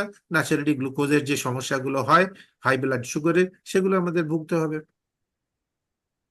ধন্যবাদ ডাক্তারবাবু, খুব ভালো লাগলো। Hello, hello. হ্যাঁ, হ্যালো। হ্যাঁ, অশেষ বাবু, আপনি কিছু প্রশ্ন করতে চাইছেন, বলুন কি বলতে চাইছেন। আপনার আচ্ছা, সাউন্ড শোনা যাচ্ছে। হ্যাঁ, আমি ডাক্তারবাবুকে প্রথমেই নমস্কার জানাচ্ছি। নমস্কার। নমস্কার ডাক্তারবাবু, আপনাকে পেয়ে খুব ভাল লাগছে, আপনার কথাও শুনতে খুব ভাল লাগছে। একটা জিনিস আপনার কাছে প্রশ্ন আছে, জানি না এখানে করাটা ঠিক হচ্ছে কিনা। আমাদের সুগার কন্ট্রোল করার জন্য কি কি সাবধানতা অবলম্বন করা উচিত, এই জিনিসটা আপনি যদি ইন এ নাটসেল আমাদেরকে একটু বলেন। অর্থাৎ আপনি যেটা বলছেন যে ডায়াবেটিস প্রিভেনশন প্রোগ্রাম, তাই না? ডায়াবেটিস প্রিভেনশন না, ধরুন কারোর ডায়াবেটিস আছে, আচ্ছা, সে কি করে কন্ট্রোল করবে, ও মানে তার আচ্ছা। ডায়াবেটিসের চিকিৎসা কি?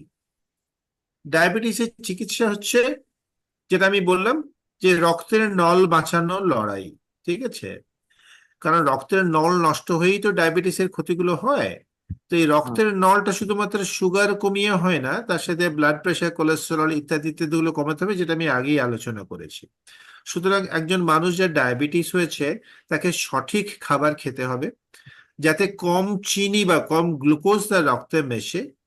তাকে সঠিকভাবে এক্সারসাইজ করতে হবে, অর্থাৎ যে গ্লুকোজটা রক্তে যাচ্ছে সেটাকে তিনি ব্যবহার করতে পারেন। তিনি যত এক্সারসাইজ করবেন, সেলের মধ্যে তত ফিউয়েল বা জ্বালানি দরকার হবে, এবং গ্লুকোজ হচ্ছে জ্বালানি, যেটা আমি রক্ত থেকে টেনে নিতে পারবো, রক্তের সুগার কমবে। অর্থাৎ সঠিক খাওয়া দাওয়া, সঠিক এক্সারসাইজ। এর উপরে আসে হচ্ছে blood pressure control, cholesterol control. এই দুটোর জন্য আলাদা আলাদা লাইফস্টাইল, একই রকম ডায়েট কন্ট্রোল এবং এক্সারসাইজ এই দুটোর জন্য প্রযোজ্য। বাকি থাকলে হচ্ছে ওষুধের কথা। ওষুধ, আমি যদি সুগারের ওষুধের কথা বলি, এই ওষুধটা মুখে খাওয়ার ওষুধ হতে পারে, এই ওষুধটা ইনজেকশন ইনসুলিন হতে পারে। যদি টাইপ 1 ডায়াবেটিস হয়, ওষুধ মুখে খাওয়ার ওষুধে কাজ হয় না। তাদের জীবনের প্রথম যেদিন থেকে ডায়াবেটিস ধরা পড়লো, জীবনের শেষ দিন পর্যন্ত ইনসুলিন ইনজেকশন নিতে হয়। যে সমস্ত মানুষগুলো টাইপ 2 ডায়াবেটিস বা অন্য ধরনের ডায়াবেটিস, তারা বহু বছর পর্যন্ত ট্যাবলেট খেয়ে তারা কন্ট্রোল রাখতে পারেন সুগারটা, কিন্তু তাদের মধ্যে বহু মানুষের ইনসুলিন ইনজেকশন দরকার হয়ে পড়তে পারে। এটা হচ্ছে সুগার কন্ট্রোলের ব্যাপারটা। এবার যদি কারোর কমপ্লিকেশন এসে থাকে, সেটা চোখের হোক বা কিডনির হোক বা নার্ভের হোক, সেই কমপ্লিকেশনের জন্য উপযুক্ত চিকিৎসা যেগুলো আছে সেগুলো করতে হবে। আচ্ছা ডাক্তারবাবু, আরেকটা জিনিস আপনার কাছে প্রশ্ন রাখছি, যে মিনিমাম একজনের কত স্টেপ হাঁটা উচিত? দেখুন, এগুলো তো এক একজন নানা মুনির নানা মত। আমার কথা হচ্ছে যে আপনি যেটা পারবেন সেটাই আপনার জন্য শ্রেষ্ঠ কথা, তাই না? আপনি যদি শুশুনিয়া পাহাড়ে ওঠার ক্ষমতা রাখেন, সেখানে উঠুন। এভারেস্টে চড়ার দরকার কি? অ্যাটলিস্ট সেটা তো করুন। আমি যেটা বলি আমার রুগীদের, আমার পেশেন্টদের, যে দেখুন, আপনি কতটা কি করতে পারছেন সেটা সেটা খুবই ইম্পর্টেন্ট ব্যাপার, কিন্তু আপনার করার চেষ্টাটা খুবই ইম্পর্টেন্ট, কারণ এটা আপনাকে রোজ করতে হবে, দৈনন্দিন করতে হবে। আপনি 7 দিনের মধ্যে 2 দিন করলেন, বাকি 5 দিন করতে পারলেন না, তাহলে পরে হবে না। অর্থাৎ যে এক্সারসাইজটা আমি নিয়মিত করতে পারবো সেটাই আমার জন্য ভালো এক্সারসাইজ। যারা যারা বিশুদ্ধ সিদ্ধান্ততে বিশ্বাস করেন তারা বলেন যে যদি একজন মানুষ 150 থেকে 300 মিনিটের মতো এক্সারসাইজ করতে পারে তাহলে খুবই ভালো হয়। এই এই যে এক্সারসাইজ, অর্থাৎ যদি আমরা প্রত্যেকদিন 45 মিনিট থেকে 1 ঘন্টা যদি এক্সারসাইজ করতে পারি, সেটা আমাদের জন্য বোধহয় খুবই ভালো হয়। এই এক্সারসাইজ গুলোর মধ্যে কি আসতে পারে? আমার কথা হচ্ছে যেটা সহজে করতে পারবো, যেটার জন্য আমাকে বহু দূরে যেতে হবে না, সেটা হচ্ছে ভালো এক্সারসাইজ আমার জন্য। ওই জন্য জোরে হাঁটা একটা ভালো এক্সারসাইজ। যারা হালকা জগিং করতে পারেন সেটা ভালো এক্সারসাইজ, যারা সাইকেল চালাতে পারেন খুব ভালো এক্সারসাইজ, যারা সুইমিং করতে পারেন ভালো এক্সারসাইজ, যারা এরোবিক এক্সারসাইজ করতে পারেন, এরোবিক ডান্সিং করতে পারেন সেটা ভালো এক্সারসাইজ। এটা জরুরি নয় যে আপনাকে আখড়াতে যে মুগুর ভাঁজতে হবে বা ডাম্বেল বারবেল তুলতে হবে, ঠিক আচ্ছা আছে? আচ্ছা অর্থাৎ যেটা একজন সাধারণ মানুষ নিয়মিতভাবে করতে পারবে, অবশ্যই যেটা এর চেয়ে বেশি এক্সারসাইজ, এটা হচ্ছে সাধারণ করে ফেলা যায় এরকম এক্সারসাইজ। এর চাইতেও যে বেশি করা যায় না তা নয়, অবশ্যই করা যায়, কিন্তু এর চেয়ে স্ট্রেনুয়াস এক্সারসাইজ করতে হলে পরে, অর্থাৎ ভিগারাস ইন্টেন্সিটি এক্সারসাইজ, যেটা অ্যাকচুয়ালি ওজন কমাতে হেল্প করে। আমি যে এক্সারসাইজ গুলো বললাম সেগুলোতে যে ওজন খুব বেশি কমে তা কিন্তু নয়। মানুষটা ফিট থাকে, কর্মঠ থাকে, তার সুগারটা খরচ হতে হেল্প করে, তার হয়তো ওজন বাড়ে না, হয়তো সামান্য একটু ওজন কমলেও কমতে পারে, কিন্তু যেগুলো ওজন কমানোর যে এক্সারসাইজ গুলো আছে, স্ট্রেনুয়াস হেভি ডিউটি এক্সারসাইজ, সেগুলোর জন্য তার আগে, যেহেতু ডায়াবেটিস পেশেন্টের কার্ডিওভাস্কুলার প্রবলেম, হার্টের অবস্থা সবসময় যে খুব ভালো থাকে তা কিন্তু নয়। অর্থাৎ এই এক্সারসাইজ গুলো করার আগে কার্ডিওলজিস্টের কাছ থেকে একবার অনুমতি নিয়ে নেওয়া উচিত, কারণ ট্রেডমিলে বনবন করে দৌড়ানোর সময় হার্ট অ্যাটাক হলে ব্যাপারটা খুব একটা ভালো হবে না আর কি, তাই না?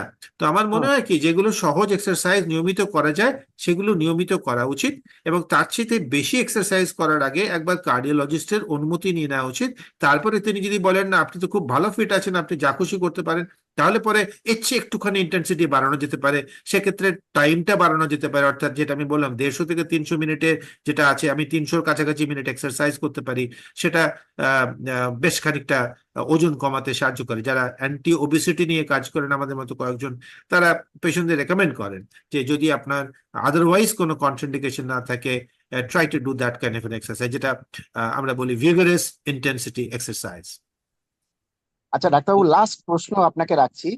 আমাদের সুগারের ক্ষেত্রে, ধরুন টাইপ 2 ডায়াবেটিসের ক্ষেত্রে HbA1c রেঞ্জটা কত থেকে কতর মধ্যে রাখাটা ভালো?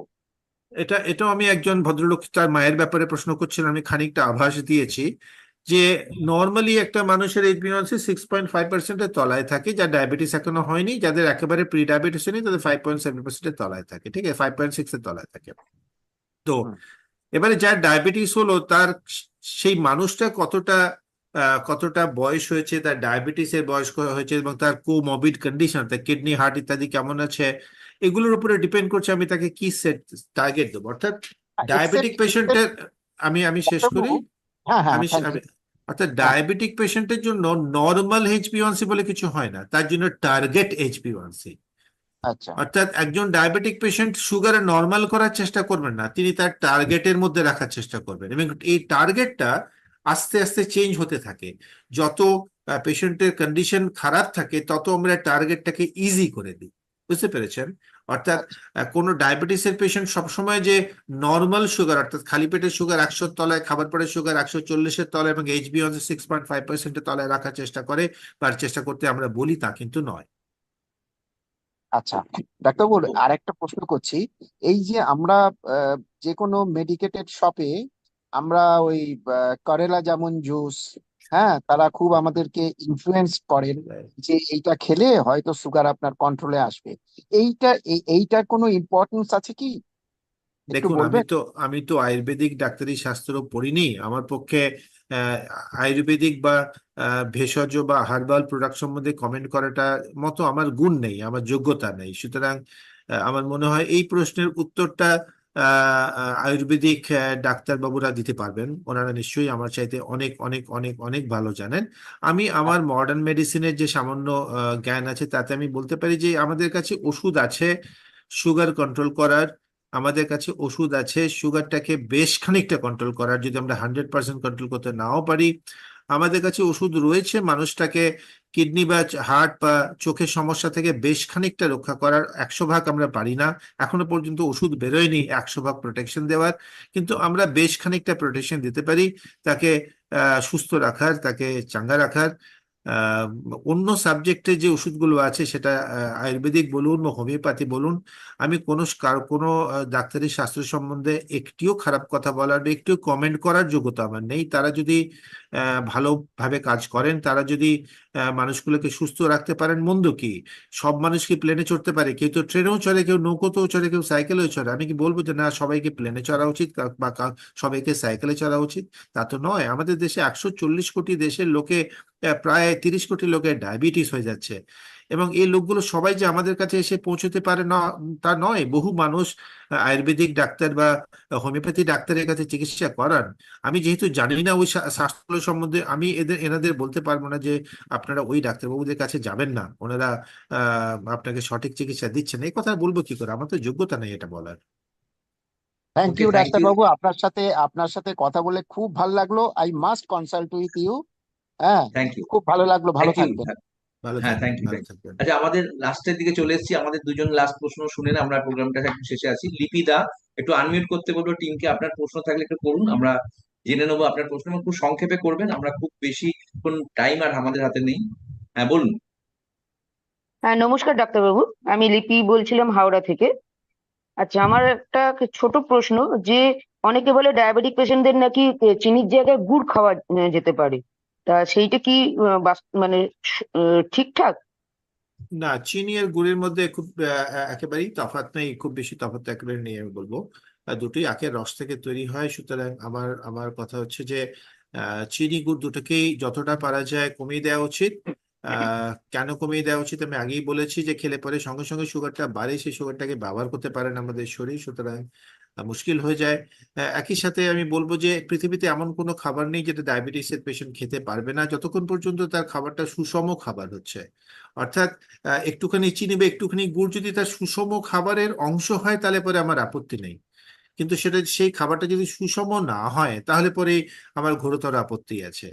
সুতরাং আমি বলবো যে দেখুন, আপনার খাবারের প্লেটের দিকে তাকিয়ে দেখুন, যদি সুষম খাবার হয় তাতে যদি একটুখানি গুড় থাকে বা একটুখানি চিনি থাকে, আমি অনেক কিছু আপনাকে বলবো না এ ব্যাপারে, কিন্তু যদি না হয় তাহলে পরে বর্জন করাই ভালো, কারণ আপনার ডায়াবেটিস ওই ওই সুগারগুলোকে ব্যবহার করতে দিচ্ছে না এবং রক্তের নল নষ্ট হচ্ছে।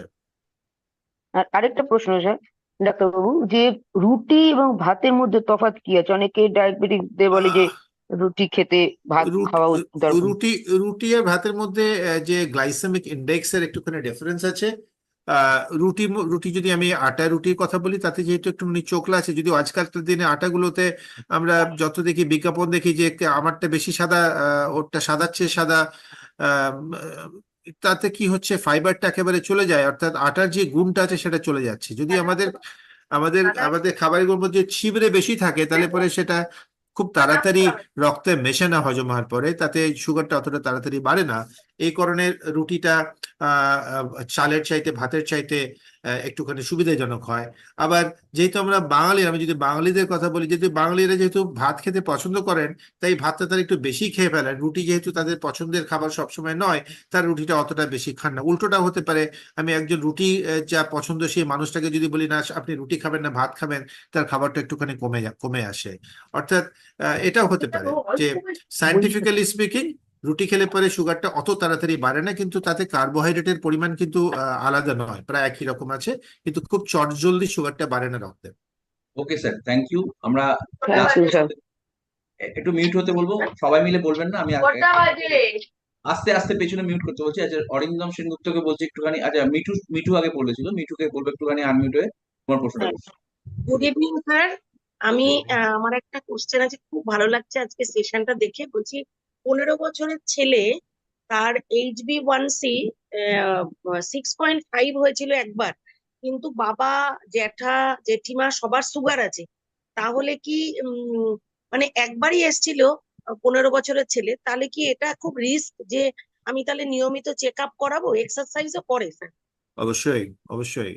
ডায়াবেটিসের ডায়াগনোসিস যে ফাস্টিং, পিপি এবং এইচবিএওয়ানসি যদি অ্যাবনর্মাল থাকে তাহলে পরে রিপিট করে নেওয়া উচিত। যদি পেশেন্টের সিমটমস না থাকে, আপনার ছেলে 15 বছর বয়স, সারা জীবন পড়ে আছে, সুস্থ থাকার জন্য ভীষণ ভীষণ ভীষণ চেষ্টা 15 করা উচিত বছরের ছেলে। সকলেরই। সুতরাং আপনি আবার চেক করিয়ে নিন, যেহেতু যেটা আমি বলেছি কাদের সুগার চেক করা উচিত, যে যাদের বাড়িতে খুব স্ট্রং ফ্যামিলি হিস্ট্রি আছে অফ ডায়াবেটিস তাদের অবশ্যই চেক করা উচিত। দরকার হলে প্রত্যেক বছর চেক করাবেন। আপনাদের যিনি স্থানীয় যে ডায়াবেটিস ডাক্তার আছে তার সাথে যোগাযোগ রাখবেন, যাতে ঈশ্বর না করুন আপনার সন্তানের যাতে ডায়াবেটিস না হয়, যদি হয়ও তাহলে পরে যাতে দ্রুত চিকিৎসা সে পেতে পারে। Okay sir, thank you sir. Okay, আমরা অরিন্দমকে বলবো একটু আনমিউট হয়ে প্রশ্ন করতে। আমরা একদম শেষের দিকে এসে গেছি। আপনাদেরকে যে ফর্মটা আমরা পাঠাবো অবশ্যই ফিল আপ করে দেবেন। এই ধরনের খুব সুন্দর প্রোগ্রাম আজকে, ধন্যবাদ স্যার আপনার এই ভ্যালুয়েবল টাইম দেওয়ার জন্য। আমরা খুব অনেক কিছু ভালো ইনপুটস পেলাম, বেসিক আইডিয়া, এবং আপনি যে জায়গায় আছেন আপনার কাছ থেকে জানতে পারলাম কিছু জিনিস। হয়তো আজকে জানা পুরোটা সম্ভব হবে না, কারণ এটা একটা অনেকটা বড় চ্যাপ্টার। তো বেসিক প্রশ্নগুলো জেনে নেবো। অরিন্দম বলো, তোমার যদি প্রশ্ন থাকে কেন আস। হ্যাঁ ডাক্তারবাবু নমস্কার, আমার একটা কোশ্চেন ছোট্ট জিজ্ঞাসা আছে। যেহেতু আমি সুগার পেশেন্ট, বলছি কি ডাক্তারবাবু, এই ভাতের বদলে মিলেট বা ব্রাউন রাইস কি খাওয়া যেতে পারে? ভাতের বদলে ব্রাউন রাইস বা মিলেট একটুখানি কম সুগার দেখ, এগুলো গ্লাইসেমিক ইন্ডেক্স গুলো ভাতের চেয়ে হোয়াইট রাইসের চাইতে কম। যত গ্লাইসেমিক ইন্ডেক্স কম থাকবে তত সুগারটা চটজলদি বাড়ার প্রবণতাটা কম থাকে। আপনার ঘায়েল হওয়া প্যানক্রিয়াসের যে বেটা সেল সেগুলো একটু হ্যান্ডেল করতে পারে সুগারটাকে। সুতরাং হ্যাঁ, আরেকটা কথা হচ্ছে যে আপনি যাই খান না কেন পরিমাণটাকে যদি কম রাখেন তাহলে পরে দামি খাবারের দিকে এগোনোর দরকার হয় না। ডায়াবেটিসের খাবার বলে কোনো খাবার হয় না, স্বাভাবিক খাবারই ডায়াবেটিসের পেশেন্ট খেতে পারে, যদি তারা পরিমাণটার দিকে একটু খেয়াল রাখে, গুণগত মানের দিকে একটু খেয়াল রাখে। সুতরাং আপনি মিলেট বা ব্রাউন রাইস অবশ্যই খেতে পারেন যদি আপনার পছন্দ হয়, কিন্তু আপনি সাদা ভাতও খেতে পারেন যদি পরিমাণটা কম রাখেন। ধন্যবাদ ডাক্তার। ওকে স্যার, খুব সুন্দর আমরা এটা পেলাম। আমার একটা প্রশ্ন ছিল স্যার, যেহেতু আপনি আরো একটা স্পেশালিস্ট ইয়ে করেন চাইল্ড ডায়াবেটিক এবং তার চিকিৎসা ম্যানেজমেন্ট বা ভারতবর্ষের বিশেষত বাংলার এই সিচুয়েশনটা কি, এটা একটু ছোট্ট করে একটু যদি জানান তো। দেখুন, আমি এক নম্বর হচ্ছে আমি বাচ্চাদের চিকিৎসা করি না, ঠিক আছে, আমি অ্যাডাল্ট পেশেন্টের চিকিৎসা করি। সুতরাং আমি কোয়ালিফাইড না এ ব্যাপারে। আচ্ছা, ওকে একটা ওকে। জিনিস আমি বলতে পারি যে ভারতবর্ষ কেন সারা পৃথিবীতেই বাচ্চাদের ডায়াবেটিস হওয়ার প্রবণতাটা বাড়ছে। এর কারণ হচ্ছে যে ওবিসিটি বেড়ে চলেছে বাচ্চাদের মধ্যে। আজ থেকে 30 বছর আগে বাচ্চাদের মধ্যে ওবিসিটি যতটা ছিল না, এখন যতটা দেখা যাচ্ছে। এবং ওবিসিটি যেহেতু ডায়াবেটিসের একটা বড় কারণ, এই বাচ্চাগুলো অনেক অনেক সংখ্যার বাচ্চা যাদের সুগারকে ভালোভাবে কন্ট্রোল করতে পারার ক্ষমতাটা কমে গেছে, অর্থাৎ যেটাকে আমরা প্রি ডায়াবেটিস কন্ডিশন বলি বা ইম্পেয়ার্ড গ্লুকোজ টলারেন্স বা হ্যান্ডলিং পাওয়ার বলি, সেটা এসে গেছে। এই বাচ্চাগুলোর মধ্যে ডায়াবেটিস হওয়ার চান্স অনেক বেশি। চিকিৎসাটা টাইপ 2 ডায়াবেটিসের চিকিৎসার এই বাচ্চাগুলোর অসুবিধাটা একটা হচ্ছে যে সবকটা ওষুধ যেটা আমরা বড়দের দিতে পারি সেই সবকটা ওষুধ বাচ্চাদের দেওয়ার লাইসেন্স নেই। অর্থাৎ কিছু কিছু ওষুধ আছে কেবলমাত্র বড়দের জন্যই প্রযোজ্য, সেটা বাচ্চাদের দেওয়া যায় না। অর্থাৎ একটা বাচ্চার যদি বড়দের রোগ হয়ে যায় তখন আমাদের চিকিৎসাটা বড্ড হাত বাঁধা অবস্থায় চলে আসে এবং বেশি অনেক অনেক ক্ষেত্রে দেখা যায় বাচ্চাদের ইনসুলিন নিতে হচ্ছে। ইনসুলিন সবসময় যে প্রয়োজন হয় তা নয়, কিন্তু আমাদের দায়ে পড়ে ইনসুলিন ব্যবহার করতে হয়, বিকজ আমরা সব ওষুধ বাচ্চাদের জন্য ব্যবহার করতে পারছি না। টাইপ 1 ডায়াবেটিস খুব বেশি যদিও গত কয়েক দশকে চেঞ্জ হয়নি, বাট ওটার মধ্যে একটা উঠতি প্রবণতা ইদানিং দেখা যাচ্ছে, সেটাই আমাদের বিভিন্ন সার্ভে বলছে। সুতরাং আমি আমার ছোট বাচ্চা যে মানুষগুলি আছে তার বাবা মায়েদের আমি রিকোয়েস্ট করি যে চেষ্টা করুন আপনার বাচ্চা যেন সঠিক সুষম খাবার খায়, চেষ্টা করুন আপনার বাচ্চা যেন প্রত্যেকদিন ঘন্টা দুয়েক এক্সারসাইজ করে, চেষ্টা করুন আপনার বাচ্চা যেন মোটা না হয়ে যায়। আপনার বাচ্চা পড়াশোনা করুক, আপনার বাচ্চা ছবি আঁকা শিখুক, সব করুক, তারা যেন মাঠে যেয়ে দৌড়য় একটু, যাতে পরে এই বাচ্চাগুলোর ভবিষ্যতে যখন এ বড় হবে আমার কাছে টাইপ 2 ডায়াবেটিস নিয়ে না আসে। এটাই আমার মানে হাত জোর করে আমি সকলকে প্রার্থনা করি যে বাচ্চাদের একটুখানি স্বাস্থ্যের ব্যাপারে একটু সচেতন করুন, শুধু মস্তিষ্কের দিকে তাকিয়ে থাকলে হবে না। অসাধারণ স্যার কথাটা বললেন, আপনার ফিডব্যাকটা সত্যি দারুণ। এবং এটা আমাদের সব থেকে এটা সমস্যা আজকে, আর ম্যাক্সিমাম ফ্যামিলিতে একটা করে চাইল্ড, তো আমরা বেশি একটু ওভার অবসেসিভ হয়ে পড়ি তার প্রতি। মা খেতে চায় না, সেই মা জোর আমরা করে খাওয়ায়। আমরা তাদের জোর করে করে খাওয়াচ্ছি, বাচ্চাটা বমি করে ফেলছে তাও আমরা খাইয়ে চলেছি, যে ডাক্তারবাবু খায় না, খাবে কি করে? আরে তার পেটে জায়গা থাকলে তো খাবে। একটুখানি ভাবতে হবে, শুধুমাত্র ছবি আঁকার স্কুলে পাঠালে চলবে না, শুধুমাত্র গান শেখার পিয়ানো শেখার স্কুলে পাঠালে চলবে না, একটু ক্যারাটে ক্লাসেও পাঠাতে হবে। ওকে স্যার, থ্যাংক ইউ, খুব সুন্দর ফিডব্যাক। লাস্ট প্রশ্ন আমার, হোমা আইআর টেস্ট যেটা ইনসুলিন রেজিস্ট্যান্স দেখায় সেটা কি, কেন, এবং এর লাইন অফ ট্রিটমেন্ট কি সব? হোমা আইয়ার কোনো রোগ নয়। হোমা আইয়ার হচ্ছে ইনসুলিন রেজিস্ট্যান্স আছে কিনা সেটা দেখার একটা উপায়, homeostatic method of assessment of insulin resistance, এটা হচ্ছে হোমা আইআর। এটা ক্যালকুলেট করা হয়, একটা ক্যালকুলেটর আছে, তাতে ইনসুলিন, ফাস্টিং ইনসুলিন এবং ফাস্টিং গ্লুকোজকে মাল্টিপ্লাই করে সেটাকে 405 দিয়ে ভাগ করে দেখা হয় যে কত আছে। সেটা যদি 1-এর তলায় থাকে তার মানে হচ্ছে যে ইনসুলিন রেজিস্ট্যান্স সেরকম কিছু নেই। 1 থেকে 1.9 থাকলে পরে আর্লি রেজিস্ট্যান্স আছে। যদি 1.9-এর বেশি থাকে তাহলে পরে 1 থেকে 1.9-এর বেশি থাকলে সিগনিফিকেন্ট রেজিস্ট্যান্স আছে, 2.9-এর উপরে থাকলে বেশ রেজিস্ট্যান্স আছে। মানে বিভিন্ন ধাপে ধাপে দেখা হয়, যত নাম্বারটা বাড়তে থাকে তার মানে হচ্ছে ওই পেশেন্টের মধ্যে ইনসুলিন রেজিস্ট্যান্স সবচেয়ে বেশি আছে। যার যত ইনসুলিন রেজিস্ট্যান্স আছে তার তত সুগার বাড়ার চান্স বেশি। আমাদের সেই ধরনের ওষুধগুলো বেশি বেশি ব্যবহার করতে হয় যেগুলো ইনসুলিন রেজিস্ট্যান্স কমায়। বিভিন্ন ধরনের ওষুধ আমাদের হাতে আছে যেগুলো ইনসুলিন রেজিস্ট্যান্স কমানোর জন্যই আমরা স্পেসিফিক্যালি ব্যবহার করি, আমাদের সেগুলোকে বেছে নিতে হয়। তবে সবচেয়ে বড় উপায় ইনসুলিন রেজিস্ট্যান্স কমানোর হচ্ছে ওজন কমানো। ওজন যদি কমাতে পারি ইনসুলিন রেজিস্ট্যান্স কমবে, because obesity is almost directly related to insulin resistance. More obese we are, more insulin resistant we are. ওকে, খুব সুন্দর আমরা এটা পেলাম। আমার লাস্ট যেটা প্রশ্ন আপনাকে, এই যারা ডায়াবেটিক আছেন তাদের কতটা গ্যাপে গ্যাপে ডাক্তারদের দেখানো উচিত বা তাদের পরামর্শ নেওয়া উচিত? ডিপেন্ড করছে তার শারীরিক অবস্থাটা কেমন। যদি খুব স্টেবল থাকে আমরা বলি না যে বারে বারে আমাদের কাছে এসে সময় নষ্ট, পয়সা নষ্ট করুক। তবে 2-3 মাস পরে পরে, 3 মাস পরে পরে আমি সাধারণত ডাকি, কারণ HbA1c-টা তো আমি 3 মাসের আগে বারে বারে করতে পারছি না। তবে যে সমস্ত মানুষের সুগারটা বড্ড ওঠানামা করছে বা যাকে আমি সদ্য ইনসুলিন শুরু করেছি তাদের আমি একটু ঘন ঘনও দেখি। আমার বন্ধু বান্ধব যারা করেন তারাও এইভাবেই দেখেন। সো ডিপেন্ড করছে যে পেশেন্টের ক্লিনিক্যাল কন্ডিশন কিরকম আছে। যদি স্টেবল থাকে 3-4 মাস পরে এলেও চলে, যদি আনস্টেবল থাকে তাহলে পরে একটু ঘন ঘন আসা উচিত। কি কি টেস্ট করতে হবে সেগুলো ডাক্তারবাবুর পরামর্শ অনুযায়ী করা উচিত। শুধু একটা খালি পেটের সুগার চেক করে আমি হাজির হয়ে গেলাম বা একটা র্যান্ডাম সুগার চেক করে হাজির হয়ে গেলাম, তাতে ডাক্তারবাবুর সময়টা নষ্ট হয়, আপনার পয়সাটা নষ্ট হয়। ডায়াবেটিসের খেয়াল রাখবেন যে ডায়াবেটিসের খরচাটা ওষুধ কেনাতে বা ডাক্তার দেখাতে বা ল্যাবরেটরিতে টেস্ট করাতে হয় না। ডায়াবেটিসের খরচাটা হয় হচ্ছে হাসপাতালে ভর্তি হলে। সুতরাং চেষ্টা করুন যাতে হাসপাতালে ভর্তি না হতে হয়, চেষ্টা করুন যাতে আপনার শরীরটা ভালো থাকে, সঠিক সময়ে ডাক্তারবাবুদের পরামর্শ নিন এবং হাসপাতাল থেকে দূরে থাকুন যতটা পারা যায়। কারণ একটা হাসপাতালে, যে কোনো একটা স্ট্যান্ডার্ড হাসপাতালে ভর্তি হয়ে প্রত্যেক দিন যা খরচ হয়, আপনার সারা বছরের ওষুধের খরচ, রক্ত পরীক্ষার খরচ এবং ডাক্তার দেখানোর খরচ উঠে আসবে তাতে। সুতরাং চেষ্টা করুন হাসপাতালে যাতে কোনোভাবেই ভর্তি হতে না হয়। সুগার কন্ট্রোলে রাখুন, প্রেশার কন্ট্রোলে রাখুন, কোলেস্টেরল কন্ট্রোলে রাখুন, বিড়ি সিগারেট থেকে দূরে থাকুন, আর প্লিজ একটু একটু করে এক্সারসাইজ করুন। ওকে স্যার, থ্যাংক ইউ, ধন্যবাদ আপনাকে, অসংখ্য ধন্যবাদ আপনার এই টাইম দেওয়ার জন্য। আমরা খুব সুন্দর কিছু ফিডব্যাক এখানে পেলাম। আরেকটা আমাকে প্রশ্ন এসেছিল ফোরামেতে, যে ডায়েট থেকে যদি পুরো সুগারই বাদ দিই তাহলে কি তার কোনো সাইড এফেক্ট আছে ফিউচারে, যদি তার থেকে কোনো প্রবলেম আসতে পারে? ওয়েল, এই ধরনের অনেক এক্সপেরিমেন্টেশন চলছে এখন, কিটোজেনিক ডায়েট, অ্যাটকিন্স ডায়েট ইত্যাদি ইত্যাদি নানা রকম চলছে।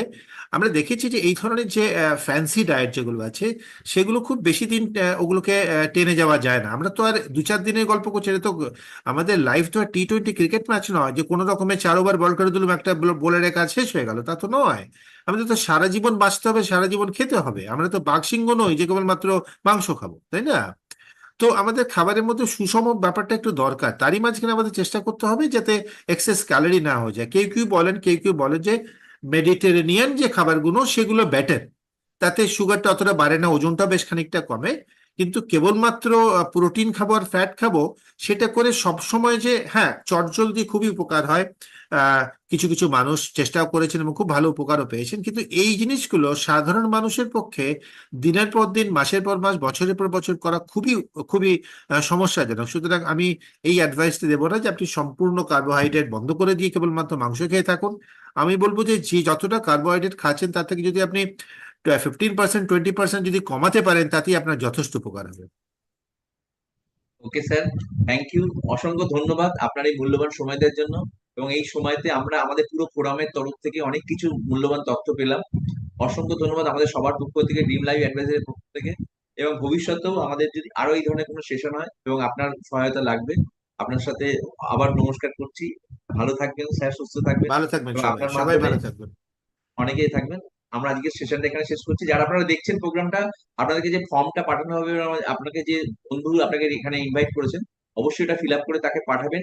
ভবিষ্যতে কোন ধরনের প্রোগ্রাম দেখতে চান সেখানেও যেন আমরা এখানে পেতে পারি, এবং এই ধরনের প্রোগ্রাম আমাদের সাজেশন অবশ্যই করে যাবেন। ধন্যবাদ, আমরা আজকের প্রোগ্রামটা এখানেই শেষ করছি। নমস্কার স্যার। ধন্যবাদ, ভালো থাকবেন, সকলে ভালো থাকবেন।